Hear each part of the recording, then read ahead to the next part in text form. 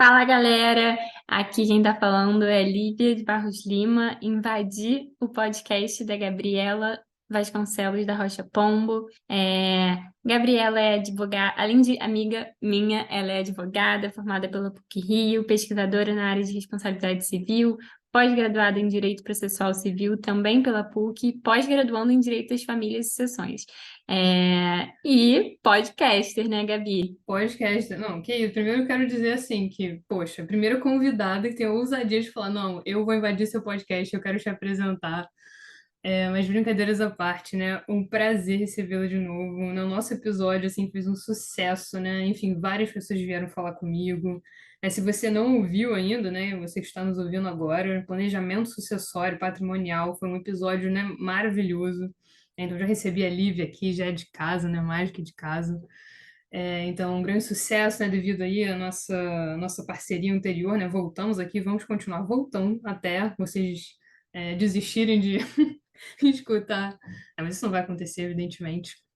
Mas já deixar, né, um beijo aqui para você, Lívia, meu muito obrigado. E agradeço aí pela apresentação, né? E claro, podcaster, né? Aí acrescentando ao currículo, claro, né? Tenho feito aí com muito prazer, muita felicidade, satisfação, né? Junto com vocês, né? Com meus convidados, com as parcerias que eu faço e com os ouvintes também, enfim, interação no conteúdo. Eu tenho descoberto aí esses meios e sem dúvida é muito interessante. Mas para quem não conhece a Lívia, né? Como ela falou, né? Lívia de Barros Lima, né? Deveriam conhecer, porque já deveriam ter ouvido o outro episódio, né? Mas caso não tenham ouvido, né, eu vou apresentar ela aqui de novo, né? Ela já me apresentou. Mas vamos lá, né, Lívia? Advogada também, né? Assim como eu. Graduada em Direito pela PUC-Rio, mediadora de conflitos capacitada pelo Mediare e pelo Instituto da Cor, membro da Comissão de Estudos sobre a Prática de Direito Sucessório do IBDFAN aqui do Rio, atua em consultoria jurídica, negociação, mediação de conflitos familiares, sucessórios, oriundos de empresas familiares e, claro, né, planejamento patrimonial, tema do nosso episódio, né? Então, Lívia, né, completíssima profissional aí, mais do que capacitada, enfim, né? Vamos bater uma bola muito interessante aqui, porque a gente prometeu que a gente ia trazer um tema meio clickbait, né? Mas não é clickbait, gente, é bem instrutivo, então ouçam até o final que vale a pena. Mas qual é o tema, Lívia? Quer divulgar aí pra galera, quer quebrar aí o suspense? A gente já falou, né, no outro episódio que a gente ia voltar falando disso. Mas e aí, vamos falar do que hoje? A gente vai falar de contratos de namoro e eu quero parabenizar você, Gabi, por esse projeto incrível que você tem feito.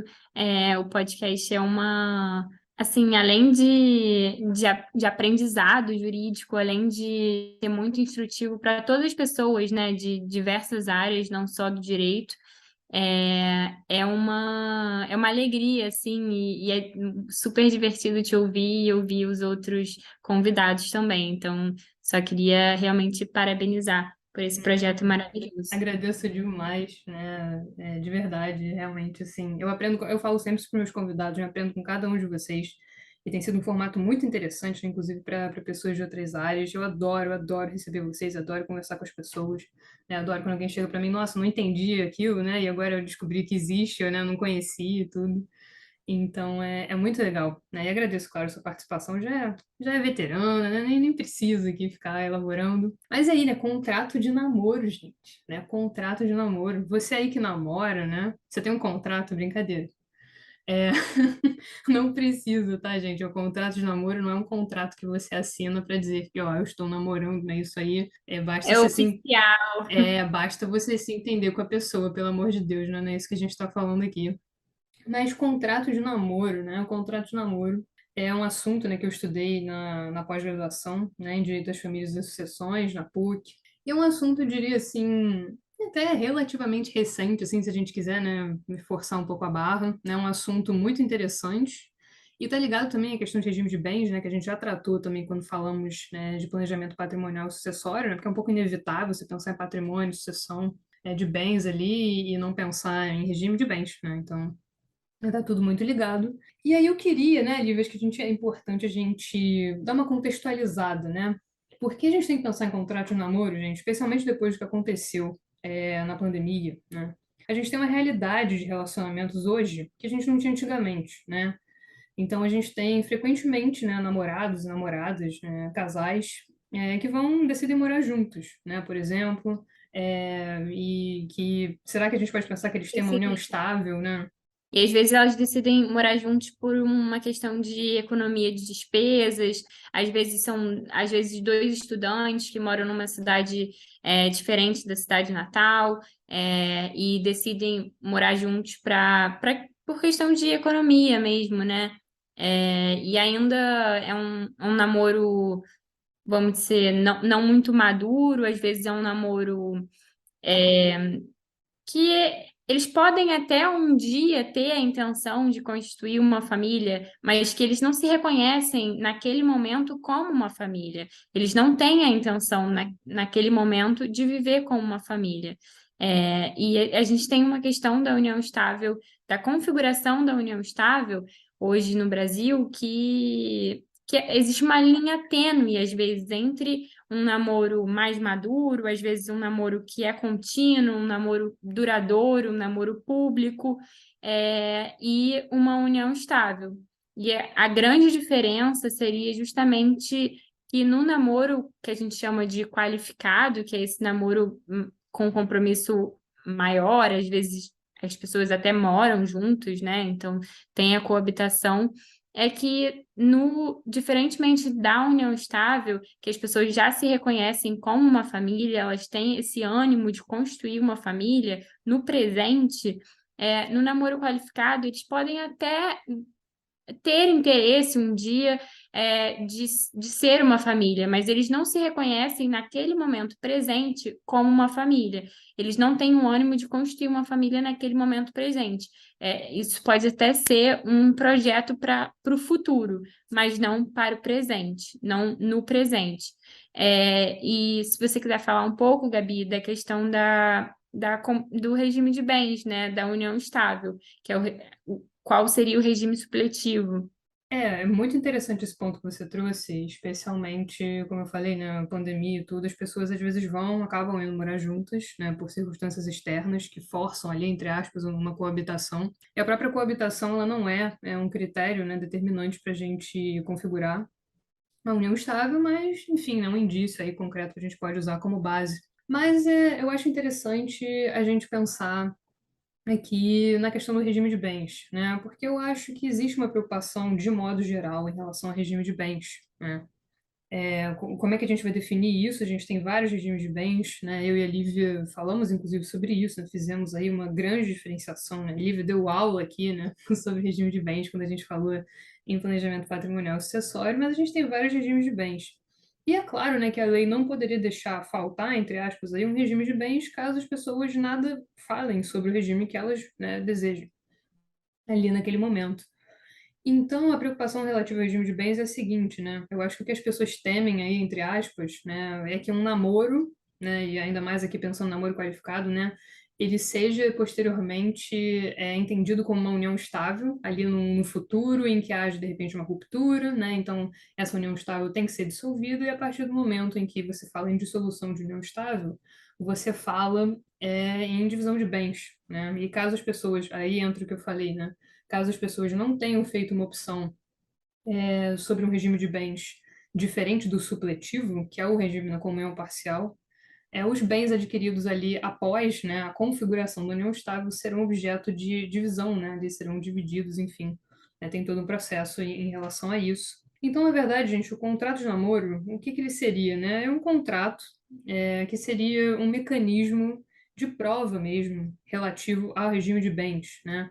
Então, através desse contrato, as partes deixam claro, né? Acho que a partir do momento que você faz um contrato desse, você deixa bem claro que, olha, a gente, né, é um namoro isso aqui, né? E a gente não tem vontade, como a Lívia falou, de constituir família, pelo menos por hora, né? Uma vontade presente. Eu acho que é importante fazer essa diferenciação entre vontade presente e futuro. Mas a gente não tem intenção, né? A gente não se vê aqui constituindo uma família, pelo menos agora. E, portanto, isso é um namoro. E aí é interessante porque através do contrato de namoro você pode, né, dizer, ó, mas caso no futuro a gente venha, né, a constituir uma união estável, a gente deseja que seja o regime ABC, né? Então você pode aí já fazer uma opção caso, né, no futuro você venha a constituir uma união estável. Então isso é bastante interessante, porque acaba sendo um mecanismo para resguardar o patrimônio dessas pessoas, né? e, portanto, um mecanismo de prova referente ali à vontade das partes, né? Eu É acho um que é mecanismo interessante falar disso, né? Exatamente, um mecanismo que reforça a autonomia privada das pessoas. Claro, a gente tem que sempre chamar atenção que não é um instrumento para fraude, se a realidade ela prevalece sempre. Então, se já existe os requisitos para a união estável, para a configuração da união estável, não importa que você esteja fazendo um contrato dizendo que você tem um namoro, porque não vai prevalecer, o que prevalece é a realidade, o que prevalece são os requisitos é, legais, né, previstos na legislação, e se a gente pode falar um pouco sobre isso também, sobre os requisitos, mas é um instrumento muito interessante de planejamento sucessório, como a Gabi falou, você pode escolher, eventualmente, se aquela relação evoluir para uma união estável, qual regime de bens vocês querem que essa união estável seja regida. Então, fazendo uma analogia um pouco com o pacto antinupcial, Sim, que é exatamente. justamente Perfeito. o pacto que você elege o regime de bens antes do casamento. E o casamento, por se tratar de um negócio jurídico formal, que exige a formalidade, todo o procedimento, né? O procedimento de habilitação para o casamento, depois realmente o procedimento do casamento em si, que é bem diferente da união estável, né? Que é justamente essa informalidade da união estável, que é uma relação de fato, uma relação que se constitui ali faticamente, é, que é interessante a utilização desse instrumento do contrato de namoro. Sem dúvida. E é aquilo, né? Eu já até falei em alguns episódios, mas a união estável entre as pessoas do nada, né? E eu acho que o maior desafio aqui que a gente está tentando trazer para vocês é o seguinte, né? Pensar que como é que a gente pode, né, dizer que passou de um namoro, não chegou ali um namoro qualificado, mas agora é união estável, né? E entra esse elemento da construção de família, né? Um elemento muito forte.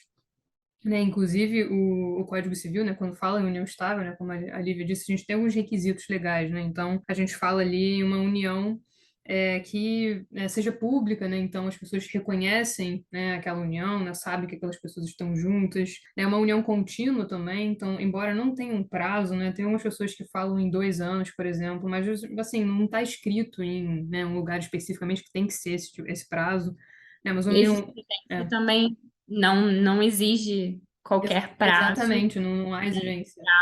para a união estável, e isso é muito importante porque no passado se falava muito da existência de um prazo, né? Às vezes 2 anos. Muitas pessoas antigamente falavam um prazo de 5 anos, então eu vejo muitas pessoas que não são da área do direito falando eu não tenho uma união estável, eu não estou junto com essa pessoa há mais de 2 anos, ou eu não estou junto com essa pessoa há mais de 5 anos. Mas não existe um prazo previsto, então é interessante chamar atenção para essa questão do prazo. Porque às vezes você não pode descaracterizar ali o seu relacionamento, né, a qualificação dele, baseando-se apenas no prazo, né? Como a gente falou, não existe, né, algo determinado. Mas aí temos já uma convivência ali, uma união que seja pública, contínua, duradoura, né? Então, existe ali uma intenção, né, de permanência, mesmo de permanecer com aquela pessoa, e, claro, estabelecida com o objetivo de constituição de família. Então, assim, isso é um critério que pesa demais, né? Em constituição de família, né? Me parece ser um critério bastante determinante para diferenciar namoro, né? Especialmente pensando aí em namoro qualificado de união estável. E deixando bem claro, né, que a Lívia já falou disso, mas reiterando para vocês, né? A intenção de construir família, a gente vai diferenciar o momento, né? Porque às vezes você pega um casal de namorados jovens, você pergunta se eles vão ter filhos, se querem ter filho, tem intenção, a pessoa vai dizer que sim, né? Mas quando? Aí que é a questão, né? Quando? Então, essa ideia de construir família, né, para a união estável, ela é mais forte, né? E ela vem, assim, mais ligada ao momento presente, né? Embora isso seja um pouco complexo, né, da gente pensar na prática, mas a gente tenta diferenciar assim, né? Pensando num critério aí temporal, né? Então, a intenção de construir família ela aparece com bastante força. Mas já, assim, deixando claro para você, já problematizando o tema, né? Que a gente pensando, tá, namoro qualificado, união estável, gente, só fazendo uma pequena brincadeira aqui, né? Mas namoro qualificado, né? Se você não tem um namoro qualificado, não quer dizer que seu namoro seja desqualificado, né? Um namoro qualificado seria só um degrauzinho aí acima, né? Por favor, né? Uma qualidade jurídica aqui que foi atribuída ao namoro do ponto de vista, né, especialmente aí patrimonial e tudo da constituição das relações, mas enfim, né, só para deixar claro aqui que o oposto, se você não tem um namoro qualificado, não quer dizer que seja desqualificado, nada disso, né? Isso aqui é um jargão, um termo, né, que foi cunhado aí para fazer essa diferenciação. Mas o que eu queria até dividir com a Liv, né, já conversei um pouco com ela sobre isso, né? Mas eu considero assim que na prática a gente tem muita dificuldade de identificar essas espécies, né? Porque às vezes as partes elas vêm já de uma relação, às vezes elas procuram a gente quando já deu errado e querem saber quando que começou. Às vezes elas nem sabem, né, os critérios, por exemplo, para a construção de uma união estável, quando vê tá numa situação de união estável, nem ficou sabendo, e não quer dividir bem, e não sabia que tinha que escolher regime lá atrás, enfim. Fica aquela bagunça, né, que a gente já falou um pouquinho sobre essa bagunça que tem, Não, quando abordamos planejamento sucessório, né? Mas isso gera insegurança jurídica em alguns casos, né? Eu queria chegar na insegurança jurídica. Como é que a gente faz, né? Como é que é a sua experiência em relação a esses pontos especificamente? não, eu acho engraçado que tem muitos casais que vêm para o escritório e às vezes eles falam, bom, eles têm concepções diferentes do que era para cada um. Então, às vezes, eles estão há 20 anos juntos, têm filhos, crescidos até, e muitas vezes eles pensam, não, mas a gente combinou que cada um administrava seu patrimônio, que cada um cuidava dos seus rendimentos, né, e administrava como quisesse. Então, a gente combinou tacitamente que o regime era da separação total de bens. Só que não existe você não pode, né, pactuar tacitamente, não existe esse acordo tácito. Então, é realmente muito importante que vocês conversem com seus namorados ou com os seus companheiros sobre a questão do regime de bens, porque hoje pode estar tudo bem, mas no futuro isso pode gerar uma grande briga e litígio, justamente por não ter sido conversado, né? Por ser um tema que no Brasil, principalmente, falar em dinheiro, falar em patrimônio, falar em regime de bens soa às vezes soa mal, assim, o brasileiro não quer falar sobre isso, mas a gente está vendo cada vez mais a importância de se fazer um planejamento sucessório e a importância de conversar claramente com seu namorado, com seu companheiro, sobre esses temas. Eu acho que às vezes até, entre aspas, é meio ofensivo, né? Você tá falando ali com uma pessoa, né? Com seu namorado, companheiro, né? Ali de regime de bens, até no casamento, imagina, você já quer casar separando os bens, o que que é isso? Vai dar errado, né? Acho que existe uma cultura aí de que não vou dividir, não vou falar disso. Mas como a Lívia falou, né, Importante gente? fazer essa diferenciação, né, entre a relação Sim, afetiva exatamente. relação patrimonial, que tem uma distância grande aí. Às vezes as pessoas elas querem, têm uma relação afetiva muito forte, mas a questão do patrimônio, até para a preservação da relação afetiva, elas têm diferenças, né, importantes. Às vezes uma pessoa é mais conservadora nos seus investimentos, ela poupa mais, de repente a outra ela tem investimentos mais arrojados, ou ela prefere curtir a vida, então às vezes ela prefere, é, enfim, gastar com, com o que ela quiser, né, sem se preocupar tanto com a parte da poupança. Então, tem elementos aí fundamentais de diferença patrimoniais que às vezes afetivamente e a personalidade delas, os princípios delas são muito alinhados. Perfeito, Olivia. Eu concordo e eu acho o seguinte, né? Eu acho a gente precisa reforçar isso. Você quer que seja feito de um jeito? Aí você fala, né? Eu acho que quanto mais você disser, quanto mais estiver claro ali, né? Quanto mais opções, né? O direito te dá opções. Aí a gente até falou disso no outro episódio, quando a gente falou até de regime híbrido, por exemplo, né? Você pode pegar o que você quer, né? Um pedacinho ali de um, um pedacinho do outro, o que te atende. Quanto menos você disser, quanto menos você souber, quanto menos opções você acha, né? Você não sabe que você tem, né? Acabam escolhendo por você, porque o direito, as coisas precisam acontecer, precisa haver partilha, a vida continua, né? Você vai dissolver a união estável, você vai ter que dividir, né? Então, se você não disse nada lá atrás, né? E repetindo, né? Não adianta dizer tacitamente ali, verbalmente, você tá ali com a pessoa, não, mas o que é meu, você chega lá na conversa assim, chama num canto, mas isso aqui é meu, isso aí é seu. O direito não vai entender assim, né? Então, não é bem assim que funciona, não é assim que a banda toca, né?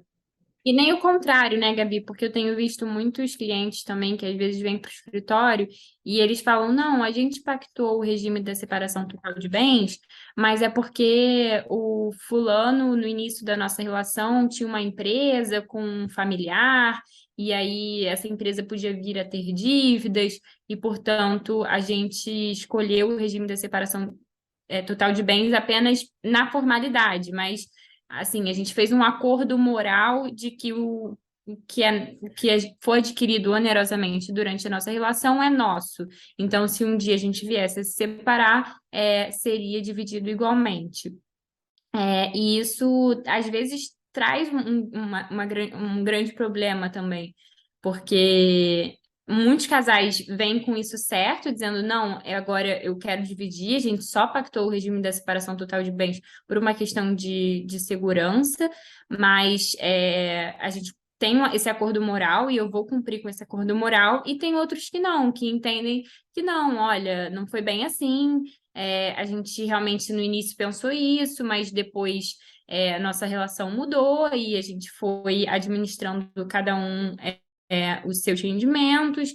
Eu deixei de ser empresário, eu passei a ter tal profissão. Então, a gente, se fosse o caso, a gente poderia ter feito uma alteração do nosso regime de bens e a gente não fez. Então também pode ter o inverso, né? Também Claro. pode ter às vezes, a pessoa pactuar o regime da separação convencional de bens e elas terem esse acordo moral de que uma delas acharem que elas tinham um acordo moral do regime da comunhão parcial e a outra não ter certeza sobre esse acordo moral, né? Para ela aquilo não ser um acordo moral.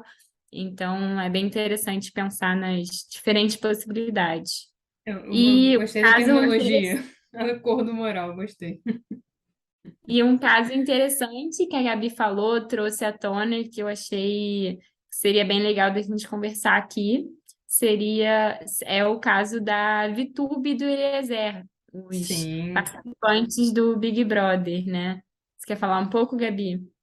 Podemos, não. Esse caso, eu falei, saiu na semana, né, gente? Assim, sei lá, 2 semanas antes de eu propor o episódio para livro, da gente, né, gravando aqui hoje, saiu esse caso, né? E para quem não conhece, a VTube e o Eliezer, eles são participantes, né? Foram participantes do Big Brother, né? De edições diferentes aí. Mas eles vinham esse ano, né? Enfim, não tenho ideia, né?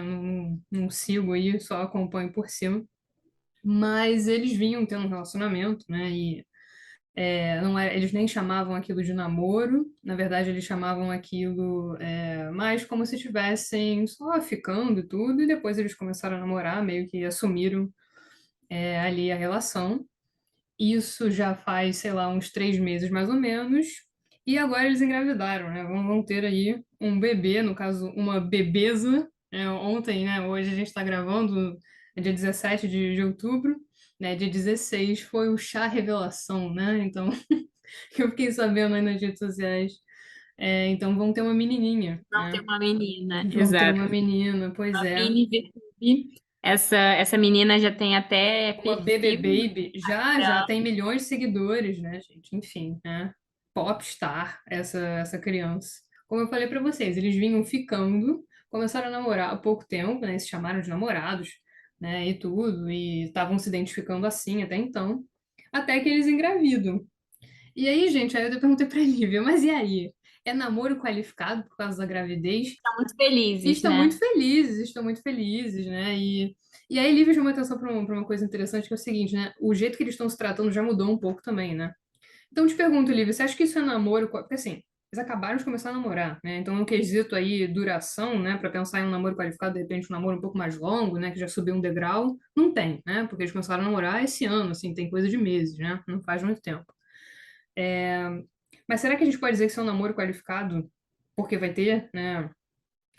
Porque existe, vai existir uma família, mas aí será que já pula direto para união estável só porque teve, né? Porque terá essa família, né? Porque eles já são uma família agora, diante, né, dessa gravidez. E ao mesmo tempo, eles vão ser, vai ter uma união estável, mesmo eles não tendo essa intenção, porque eles não tiveram intenção, né? Aconteceu, eles não estavam planejando aquilo, né? Eu tenho um pouco de dificuldade de dizer que eles têm uma união estável, assim, sinceramente. O que você pensa aí dessa bagunça? Olha, Gabi, eu acho que a configuração da união estável é muito casuística, né? É muito caso a caso, e a gente tem que analisar assim, todos os elementos do caso concreto, realmente. Então, é realmente muito difícil, mas eu estou percebendo, eu vi algumas publicações deles recentes, antes da gente gravar o nosso podcast, e eu percebi que eles já estão falando, eu amo muito a nossa família. Então, Exatamente. desde que eles souberam, né, da gravidez, eles começaram a tratar um ao outro como pertencentes a uma família. Então, eu acho que é possível sim que se esse caso um dia for para o judiciário, eu acho que espero que não aconteça tão cedo, eu espero que eles fiquem juntos por muito tempo. Espero que não aconteça, né? Espero que não aconteça. Que eu acho que muito provavelmente, se não agora, no futuro próximo, talvez com o nascimento da bebê, seja configurado aí um termo inicial para uma união estável. Mas eu acho que vai depender muito da relação deles, né? Justamente dessa questão, se eles têm a intenção de constituir uma família. Imagino que sim, pelo que eu estou vendo das publicações. E alguns outros indícios, assim, não do caso do Eliezer e da Vitube, mas que a gente pode exemplificar aqui, que a jurisprudência entende e também a Previdência Social, né, o INSS, entende como algum tipo de prova de indícios, né, de união estável seria, por exemplo, se eles têm plano de saúde junto, então se um é dependente do outro no plano de saúde, se eles colocam como dependente do outro num clube, por exemplo.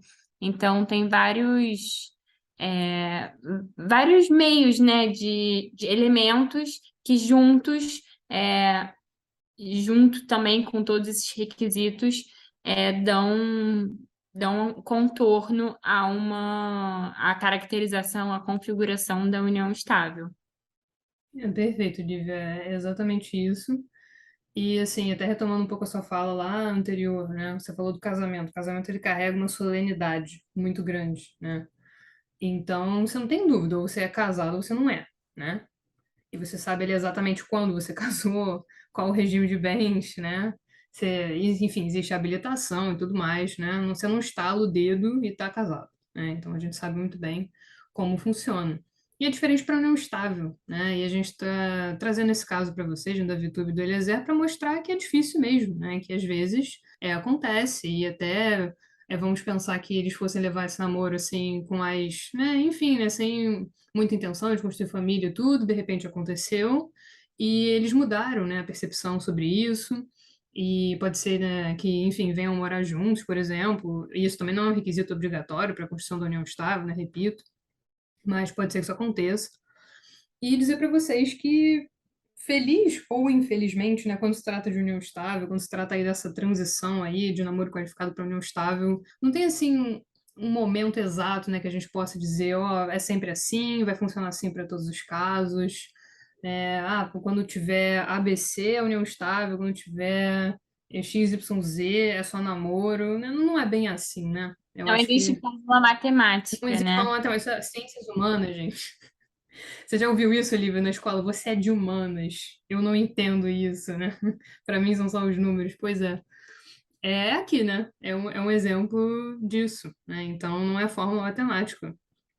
Então, às vezes, ali o conjunto probatório, como a Lívia trouxe também, é muito importante. E como eu acho que até, inclusive, no caso da Vitória e do Eliezer, como eles mesmos se enxergam, né? Exatamente, Porque de eu acho muito. repente eles poderiam, sei lá, são muito amigos e tudo, estão ali se relacionando, são até namorados, mas eles se tratam como tal, né? Sei lá, mantém uma distância, tudo bem, vamos ter um filho juntos, vamos ter um projeto parental juntos, né? Hoje em dia isso é possível também, né? Se ter filho com amigos, né? Quer dizer, a vida, o jeito das famílias vai acompanhando aí, né? Então, o tratamento que eles têm em relação a eles mesmos, né? E você vê até, né, esse chá aí de revelação e tudo, eles juntos, né, são um casal mesmo. Enfim, então essa questão também tem que ser levada em consideração. Então a vontade das partes é muito importante, né? E desde, né, a gente falou até da escolha de regime de bens, né, de você optar ali por um regime, ou de fazer um regime híbrido, ou de mudar o regime ao longo do tempo, né? É importante pensar na vontade das partes. E também aqui, né, o tratamento. Eu acho que o tratamento é importante. Ele entra até, eu diria, quando a gente pensa nos requisitos da união estável, o tratamento que as partes se dão, né, em público, ele entra um pouco nessa questão da publicidade do relacionamento, né, de você olhar ali, eles se tratam como namorados, ou se tratam, né, já poderia dizer que é uma união estável, né, estão criando ali a filhinha e tudo mais. Então, de repente, isso aqui não é namoro qualificado, né, já passou ali para uma união estável, né, embora não tivesse a vontade de constituir família em primeiro lugar, né, mas enfim, dentro ali, né, da situação, como aconteceu, o tratamento mútuo é bastante importante, né? Exatamente. Então, se vocês querem ter uma segurança jurídica maior, se vocês querem estabelecer aí como funciona a relação de vocês, e claro, sempre muito fiel à realidade de cada casal, a gente recomenda que você procure um advogado da sua confiança para formalizar aí, seja um contrato de namoro, seja se vocês já estiverem vivendo em uma união estável, já se entenderem como uma família, já se entenderem como companheiro e companheira, ou companheiro e companheiro, companheira e companheira, a importância para a gente sempre é a da formalização, assim, justamente com vistas a uma segurança jurídica e com vistas à prevenção de litígios também, né, Gabi? Que a gente fala muito disso. Se o combinado não sai caro, né? Essa expressão muito comum utilizada é, na vida também serve aqui para o nosso caso. Com certeza. Eu sempre falo isso, né? Quanto mais você disser, conversar com a pessoa que está ali do seu lado, né? Quanto mais você realmente optar, né, vai ser melhor para todo mundo. A gente vai evitar problemas relativos à segurança jurídica, como a Lívia falou, né, desgastes. Eu sempre repito aqui que direito não é briga, não é confusão. É, não precisa ser assim, não deveria ser assim, a gente não deveria associar isso, né, essa imagem aí adversarial ao direito, porque não tem a menor necessidade.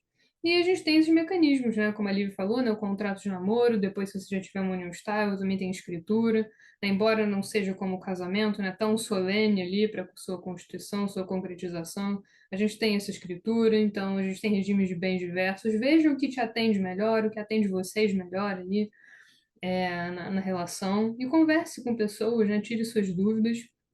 E previna, né, confusões. Ninguém quer confusão, não tem necessidade disso, né? Não tem necessidade nenhuma de nenhum desgaste nesse sentido.